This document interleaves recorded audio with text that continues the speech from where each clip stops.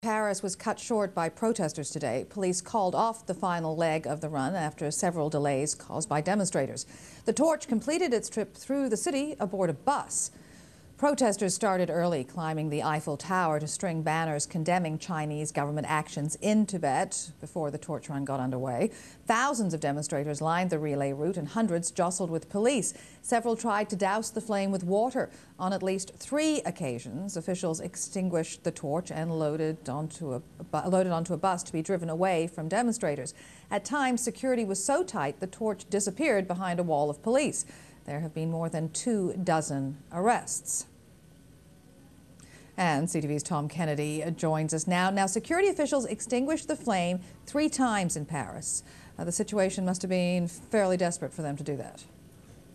I would think so, and this is also really a public relations disaster for the Chinese government, which has called this relay the Relay of Harmony. And if you can remember the pictures out of London yesterday when the torch was being brought through this city, and now what's happened in Paris, it really is, as the British media have called it, a flaming disaster. Now, the last leg or the last section of the relay in Paris actually had to be called off, again, because fear that these demonstrations were going to get even worse. Now, the problem for the Chinese government is that this is a very high-profile event, as this torch is being brought really around the world. It's going to be going to North America, South America, Africa, Indonesia. And it's such a high-profile event that the protesters have jumped on it to try to make a very high-profile issue of human rights in China. And they have certainly succeeded in a very dramatic way over the last 48 hours. And the problem for the IOC, the Olympic Organizing Committee, and for the Chinese government, this is not going to go away. The flame is on its way now, or will be leaving shortly for San Francisco, where it'll be relayed through the city there. And people here really have very little doubt that these kinds of demonstrations are going to be continuing, not just in San Francisco, but in the next few months leading up to the Beijing Games in August. Well, they're certainly raising awareness, but is there any indication the protests are having an impact on world leaders when it comes to a boycott? No, there's no evidence of that yet.